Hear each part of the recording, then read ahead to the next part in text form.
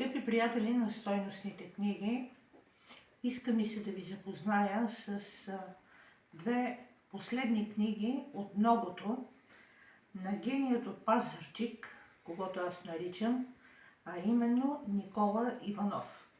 Сега той е известен с това, че в почти всички списания от национално значение и вестници от национално значение, популярни, е писал много литературна критика, издал е доста книги по най-различни теми за наши добри писатели, както той сами обича да се изразява, да бъдат над средното ниво, за да останат в националната памет.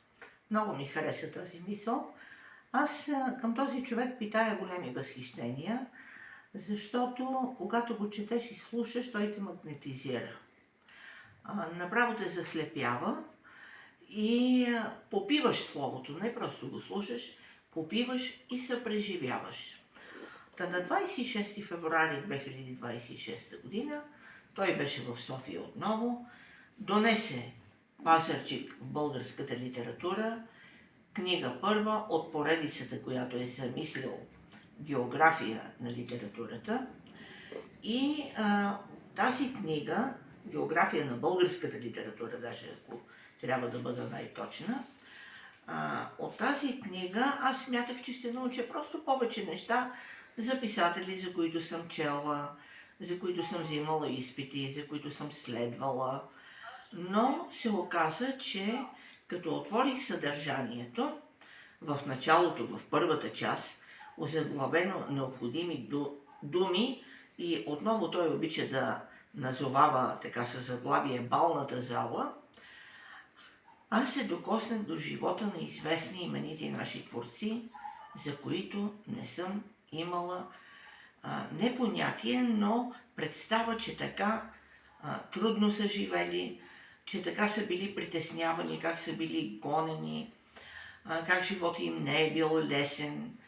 А това са именно Константин Величков, прекрасният Димитър Бояджиев, който сам слага край на живота си, Теодор Траянов, Райко Алексиев, жесток край на Райко Алексиев, убит по много жесток начин, Никола Фурнаджиев, Стоян Бакърджиев, Иван Динков, негов съгражданин и любимец, бих казала, Георги Спасов.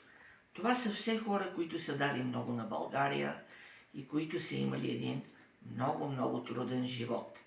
А така е разказано, че просто не мога да ви пресъздам, да ви предпоря неговите думи и неговия фин, честен, обаятелен начин, по който Никола Иванов разкрива съдбите на тези наши писатели.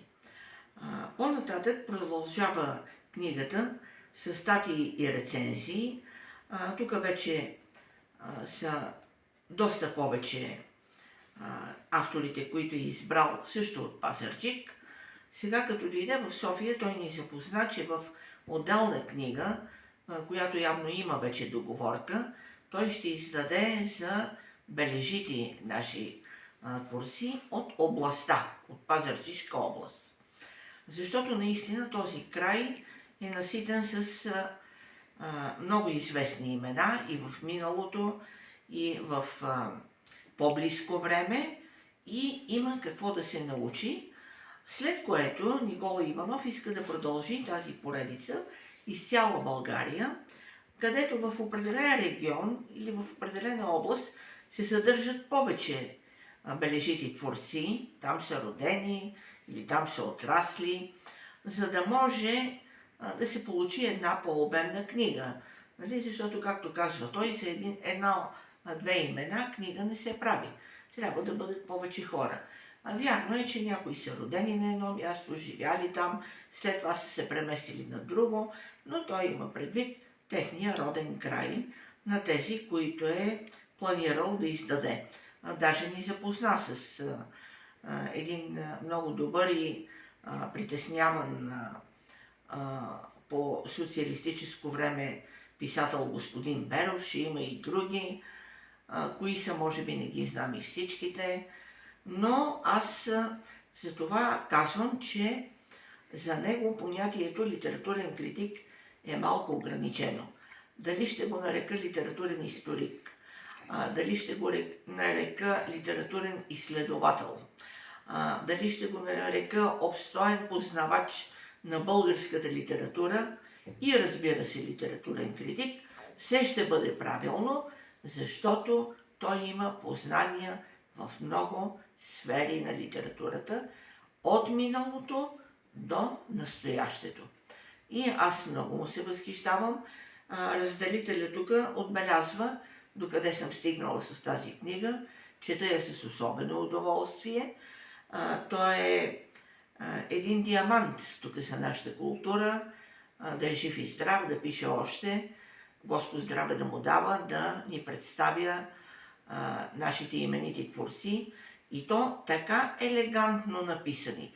При него няма чуждици, при него няма глупизми, при него няма изхвърлени слова, на които не можеш да разбереш смисъла. Всичко е така и ясно, приятно, интересно, на чист български език, че става достъпно и за ученици, и за студенти, и за аспиранти, и така нататък.